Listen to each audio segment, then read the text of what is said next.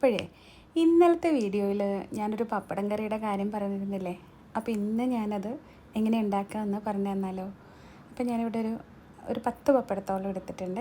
അതിങ്ങനെ നീളത്തിൽ നമുക്ക് മുറിച്ചെടുക്കാം. എന്നിട്ടത് സാധാരണ നമ്മൾ പപ്പടം വറുക്കാത്ത പോലെ എണ്ണയിൽ ഒന്ന് വറുത്ത് കോരി മാറ്റി വയ്ക്കാം. അപ്പോൾ ഇത്രത്തോളം ഞാൻ വറുത്തെടുത്തിട്ടുണ്ട്. അതിനുശേഷം നമുക്ക് കുറച്ച് തേങ്ങ ഒന്ന് വറുത്തരയ്ക്കാം. അതിന് വേണ്ടി ഞാൻ തേങ്ങ ഇട്ടു, ഒരു 2-3 ചെറിയ ഉള്ളി, 2 അല്ലി വെളുത്തുള്ളി, കുറച്ച് വേപ്പില ഇതിട്ട് ആദ്യം ഞാൻ നന്നായി വറക്കുന്നുണ്ട്.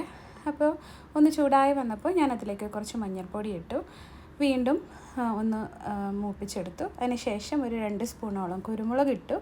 പിന്നെ ഞാൻ അത് ഒന്നുകൂടി ഇളക്കിയതിന് ശേഷം 3 കരയാമ്പൂ, പിന്നെ ഒരു പൂവ് പോലത്തെ മസാലയിലുണ്ടാവില്ലേ അതിട്ടു, കറുകപ്പട്ട, പിന്നെ 2 ഏലക്കായ. ഇത്ര ഇട്ടിട്ടാണ് ഞാൻ വറുത്തരയ്ക്കുന്നത്.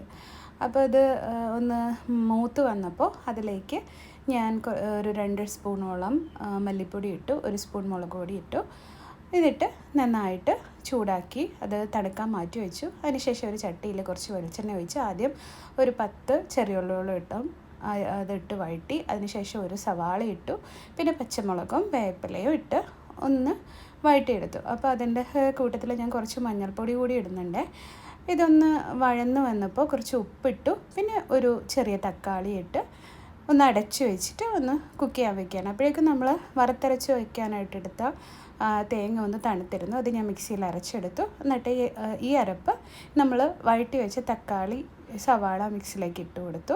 വെള്ളം ഒഴിച്ച് ഒന്ന് തിളച്ച് വന്നപ്പോൾ വറുത്ത് വെച്ച പപ്പടം ഇട്ടു. അപ്പോൾ പപ്പടം ഇടുമ്പോൾ ഉപ്പ് നോക്കിയിട്ട് വേണം ഇടാനായിട്ട്.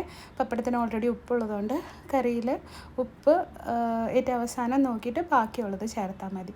അപ്പോൾ നമ്മുടെ പപ്പടം കറി ഇവിടെ കുറുകി വന്നിട്ടുണ്ട്. അപ്പോൾ ഇത് നല്ല ടേസ്റ്റാണ് കേട്ടോ. ഒരു മസാലക്കറി ഇഷ്ടപ്പെടുന്ന എല്ലാവർക്കും ഇത് ഇഷ്ടപ്പെടും. അപ്പോൾ ഒന്ന് ട്രൈ ചെയ്ത് നോക്കണേ. അപ്പോൾ ഓക്കെ, ബൈ.